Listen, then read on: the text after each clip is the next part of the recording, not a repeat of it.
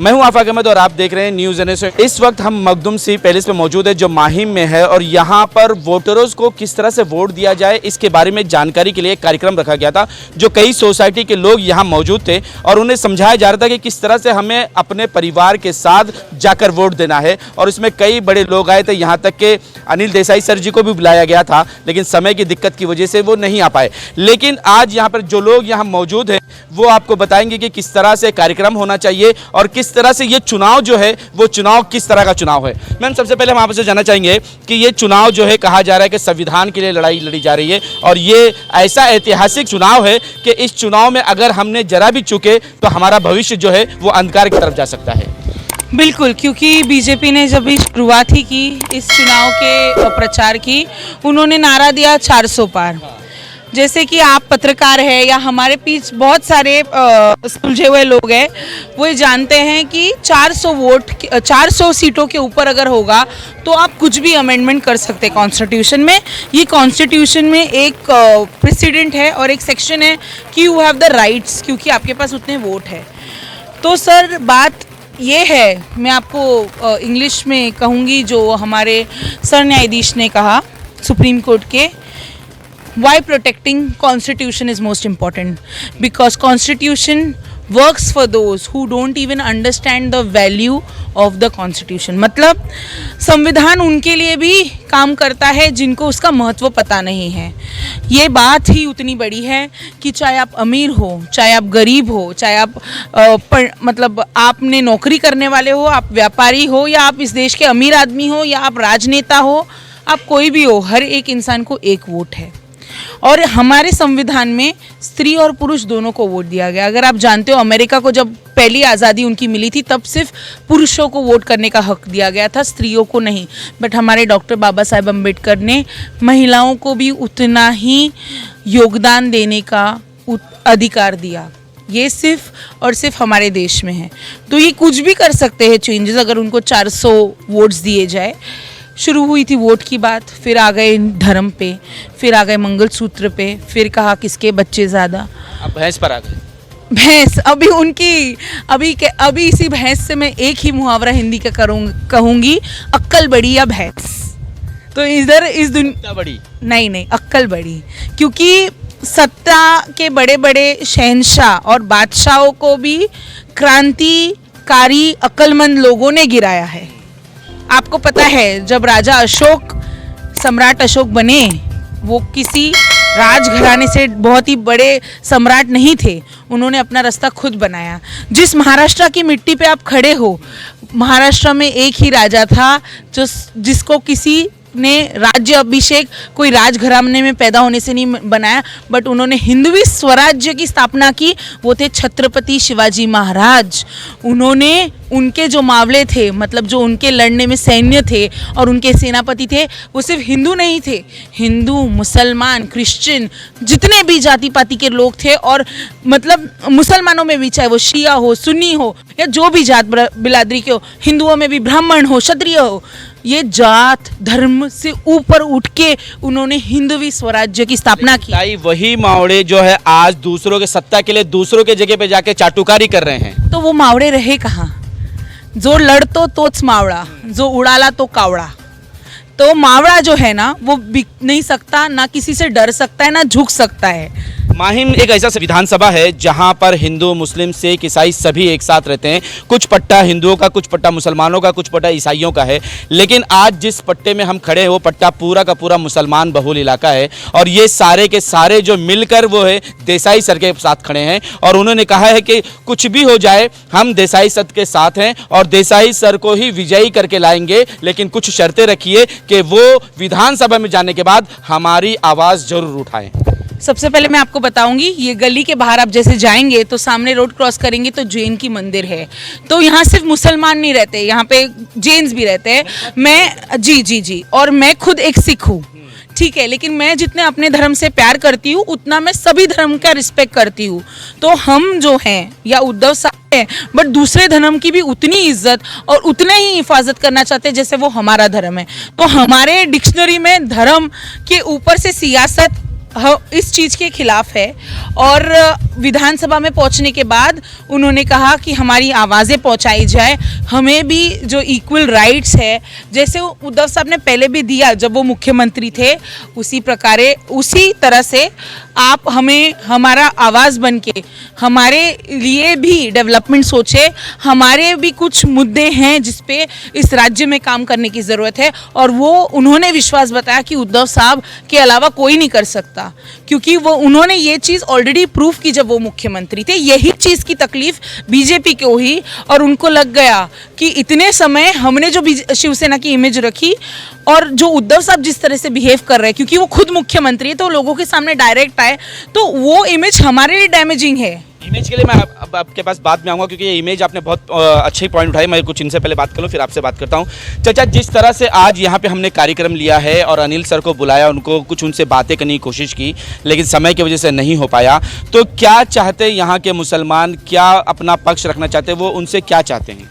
मुसलमान पहले मोहब्बत करना चाहते हैं, बिल्कुल मोहब्बत। और दूसरे जो उद्धव साहब ने आज जो महाराष्ट्र में राज की है, उसको खरीदने के लिए बहुत कोशिश की, भाजपा ने बहुत कोशिश की, मगर वो झुके नहीं। इंसानों के लिए वो झुके भी नहीं, कुछ भी नहीं कि उसने खाली एक मोहब्बत के लिए उसने सत्ता छोड़ी है और वापस जीत के आएंगे वो। और ये मुस्लिम वालों का वादा है कि उनको हम जिता के लेके आएंगे। उसने हिंदू मुस्लिम कभी कुछ झगड़ा नहीं किया, कुछ लॉकडाउन के अंदर बहुत साथ दिए लोगों को। ये मेरी कई ऐसे मुसलमान हैं जो पैसे के लिए वहाँ पर जाने की कोशिश कर इधर उधर भटक रहे हैं, उनको क्या कहेंगे आप? वो गद्दार है देश के, वो देश के वफादार नहीं है। महाराष्ट्र के गद्दार हैं। महाराष्ट्र के नहीं, देश के जो पैसे लेकर वोट बेचे गए वो देश के गद्दार हुए, समझे? ये वोट है, एक वोट ऐसा है, ये अपनों को दिखाता है कि वोट किए। ये इमेज की बात आपने शुरू की थी, तो एक इमेज जो है बनाई जा रही है कि नकली शिवसेना, नकली एनसीपी और नकली परिवार, जिस बाला साहेब ठाकरे के परिवार के साथ ये गठबंधन करते थे, इतने दिन ये सत्ता चलाए, आज उसी परिवार को ये नकली परिवार कह रहे हैं। तो ये मेरे को तो जवाब देने की ज़रूरत ही नहीं है, आपके खुद के सवाल में बहुत ही बड़ा जवाब था। जिनके साथ इतने साल उन्होंने दोस्ती रखी, रिश्ता रखा, आज उनको नकली बोल रहे हैं, तो ये असली किसको कह रहे हैं? जिसको धोखे से उठाया है। ये ही आपके सवाल में ही जवाब है। बिल्कुल, जिनको गद्दार कहा है, तो सोचिए, ये मतलब ये ऐसे है कि क्या बात है, बाप कोणाचा आणि नांदव तो कोड, मतलब बाप किसका है और नाम लगा रहा कौन है, बात इतनी सी है।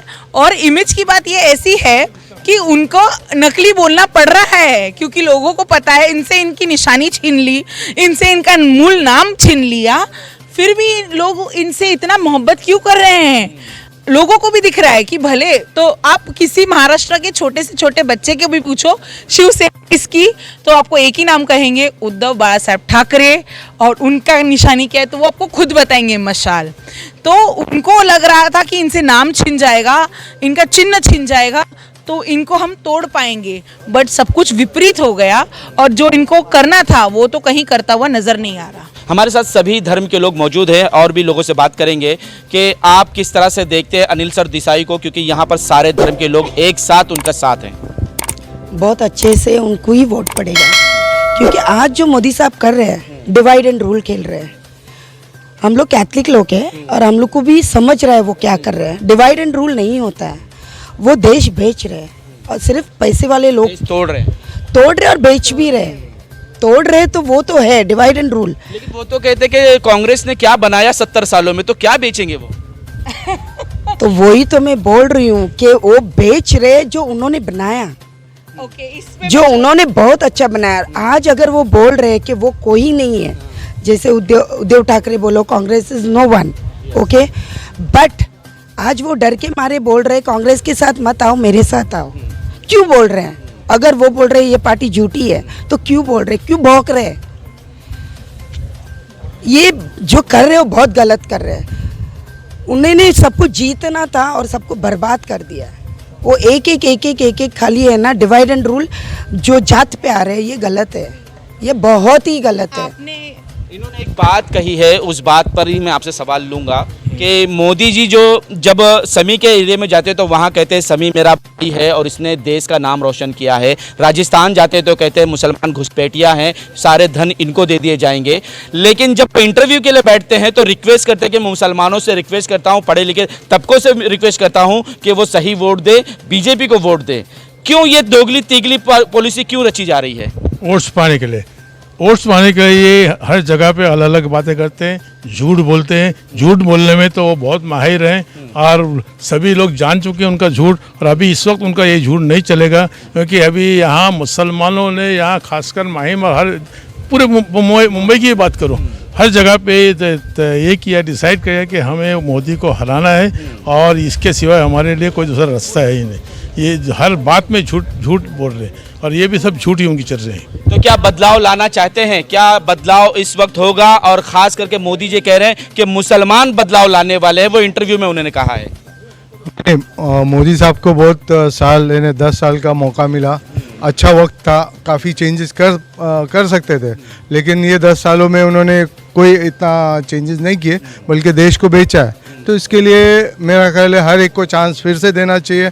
अब कांग्रेस आएगी और इंशाल्लाह बदलाव आएगा। जी, ऐसे ही समझिए कि भाई इतना मौका, 2 टर्म का मौका दिया गया है, तो इसमें कोई भी सुधर जाता है या फिर समझ जाता है और होशियार होता है, लेकिन उन्होंने मौका खो दिया है। मेरा ख्याल है कि अभी दूसरी सरकार आके देखेंगे हम क्या होता है।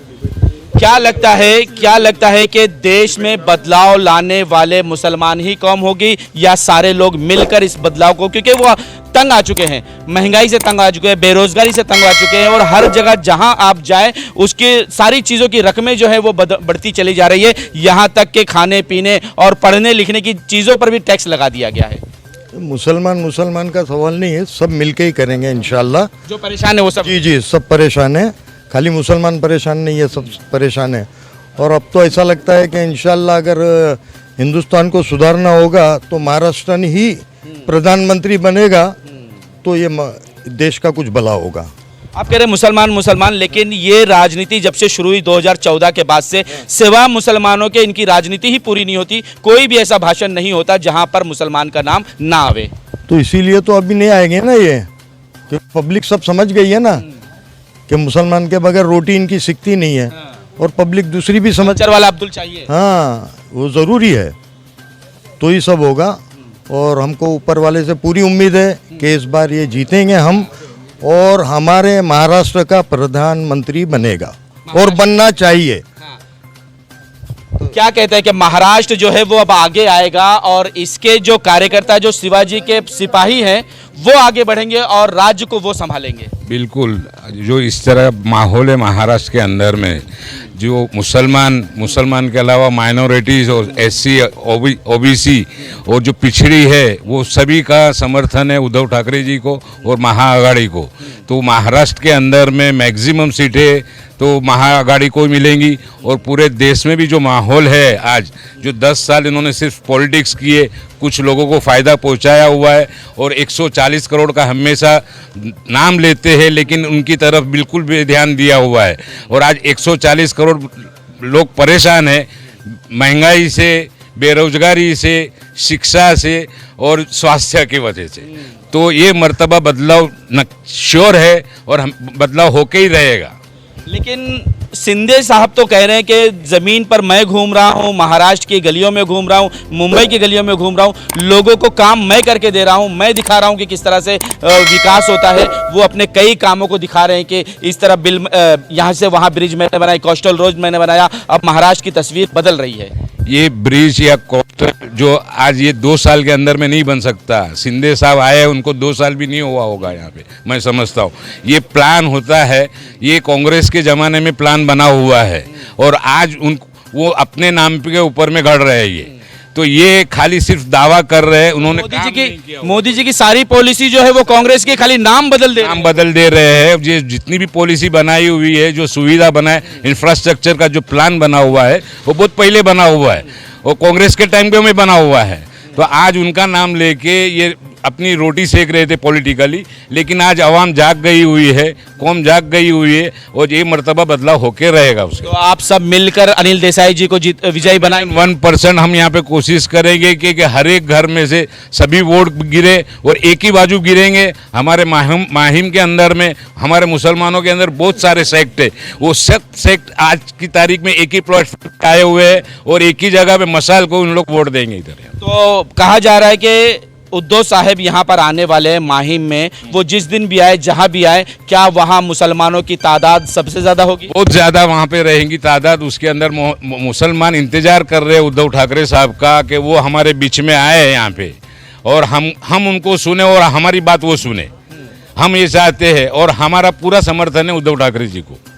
क्योंकि एक दौर था कि बाला साहेब यहाँ पर आते थे तो मुसलमानों की भीड़ आ जाती थी, क्या वही माहौल फिर से आने वाला? वो बाला साहब ठाकरे का भी सभी आज इज्जत करते हैं, लेकिन जो आज एक जनरेशन चेंज हो गई हुई है और आगे का फ्यूचर जो आज की जनरेशन है वो तय करेंगे। उसके अंदर में शिवसेना के अंदर में भी बदलाव आया हुआ है, वो भी हिंदुत्व की बात कर रहे, लेकिन जिस तरह से भाजपा हिंदुत्व के ऊपर में जो कौम के अंदर में दरार पैदा करती है, वैसा इनका हिंदुत्व नहीं है। ये समझ गई है यहाँ पे कौम, इसके लिए मुसलमान आज उनको साथ दे रहे हैं। मैं यही कहूँगी कि आज 10 साल हो गए भाजपा का राज चालू है, तो उसने किसने लोगों को मिलके क्या लोगों का सुझाव लिया है, क्या हो रहा है, लोगों को कैसे हालत में लोग रह गए हैं, उनके लिए हम लोग क्या करेंगे, वो कुछ सोचते ही नहीं है। इसको तोड़ो उसको फोड़ो, हमारा खोखा उधर जाने दो इधर जाने दो, यही सब चल रहा है।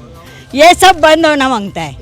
हाँ, और सब गरीब लोगों से सबको आप पूछो, गली बोली में जाके पूछो, आप खाते हैं पीते हैं क्या करते हैं। तो आप सरकार बदलना चाहते हैं? जरूर सरकार बदलनी ही चाहिए और वो सब देख रहे हो, यूपी एमपी में देख रहे हैं, इधर का बम्बई का पब्लिक नहीं है क्या? इधर भी पब्लिक है, इनका भी सोचो ना। खाली एमपी बिहार उधर ही आप देख रहे हैं, उधर ही पब्लिक है, तो उधर से ही आप चुनाव चुन के आना ना, इधर इन्हें आने की जरूरत ही नहीं है। कितना पाला बदलेंगे, कितनी बार कहेंगे, मुसलमानों को बदनाम भी करेंगे, मुसलमानों को घुसपैठिया भी कहेंगे और उन्हीं से वोटों की रिक्वेस्ट भी करेंगे। क्योंकि मुसलमान ही एक ऐसा इस देश में वोटर है कि उसको जितना बोला जाए उतना लोग जीत जाते हैं। अच्छा। वजह क्या है कि आप पहले ओबीसी और पहले और भी लोगों की वो थी, आज मुसलमानों की हालत ऐसी बदतर हो गई है कि वो बेचारा परेशान है। वजह क्या है इसकी कि ऐसे ही लोग जो है ना प्रोपगंडा करते और अपना काम करते जाते हैं, लेकिन हम लोग के अंदर एजुकेशन जो है ना, जो सबसे बड़ी चीज़ है, वो है ही नहीं। 80% लोग नहीं रहेगी, तो जो भी आए, अब हम लोगों को एजुकेशन चाहिए, हमको धर्म की राजनीति नहीं चाहिए। अच्छा, लेकिन ये मुसलमान कब अपनी अहमियत समझेगा कि उसके ही लिए सारा देश जो खड़ा है, लेकिन वही खामोश रहता है, वही इधर उधर बिखरता रहता है? कब तक ये बिखरते रहेंगे, कब तक ये इधर उधर वोट देते रहेंगे? वो एक साथ कब आएंगे? देखो 1400 साल पहले सब एक थे, अब तो अल्लाह ताला ही एक करा पाएगा आज। लेकिन ये टाइम पे ऐसा हुआ है कि इस इलेक्शन में कि वो अभी सब लोग एक साथ दिख रहे हैं।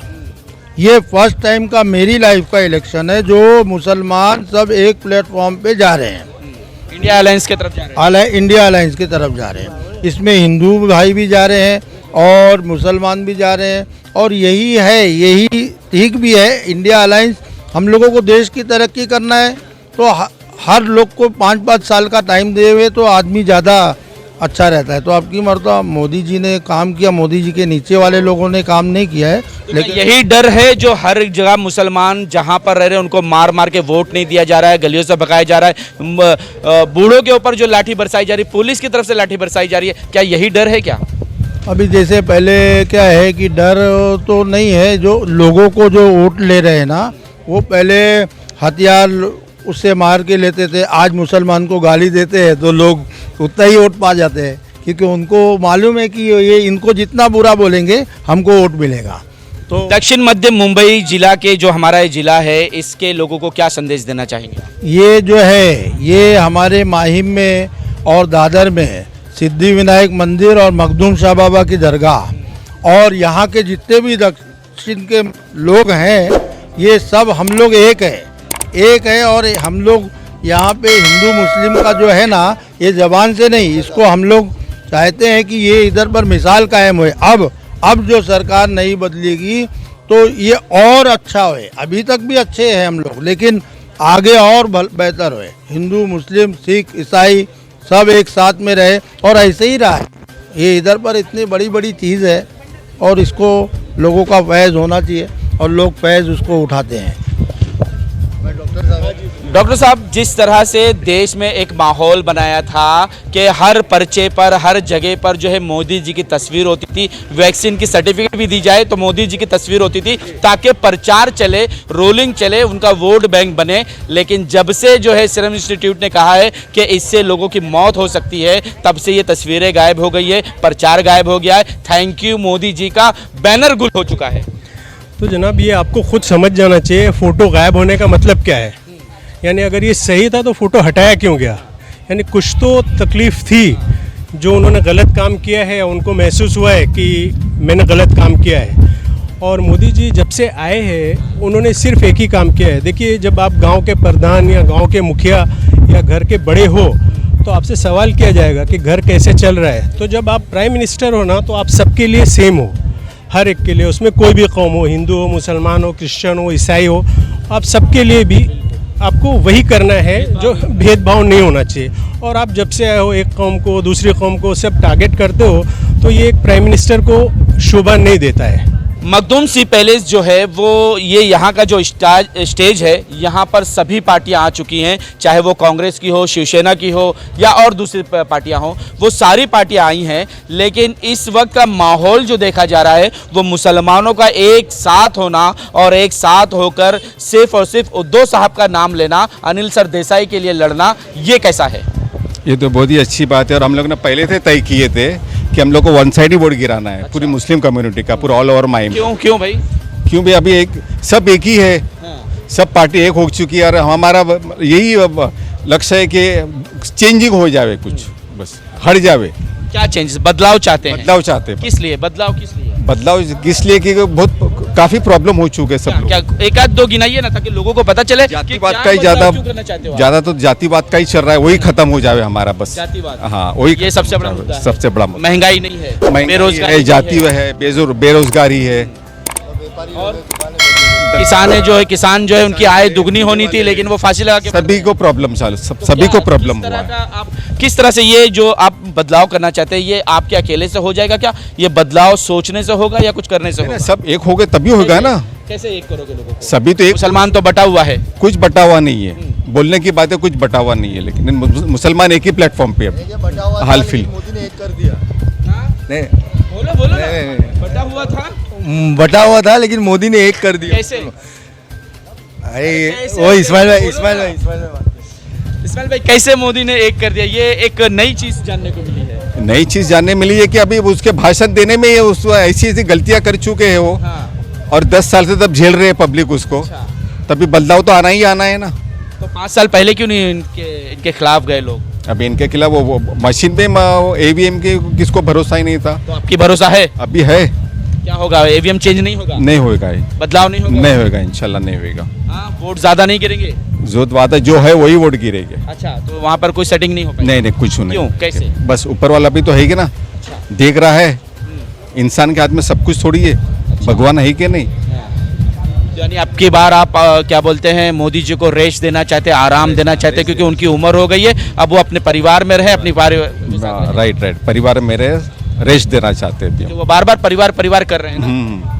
अभी परिवार ही संभाले अभी मोदी साहब। अच्छा, देश बहुत हो गया। देश बहुत। तो ये सारे लोग ये कह रहे थे कि इस वक्त हमें एक हो जाना चाहिए, सबको मिलकर ही वोट करना चाहिए, ताकि कोई ऐसा कैंडिडेट आए जो देश को संभाले, देश को तोड़े नहीं बल्कि देश को जोड़े। और अपने इस विधानसभा के लिए भी लोगों ने कहा है कि हमें सब मिलकर अनिल देसाई सर को वोट देना है, ताकि वो जीतने के बाद हमारी आवाज़ जो है वो लोकसभा में सरकार के सामने रखे और हमारी बातों को जो है वो वहाँ तक पहुँचाए।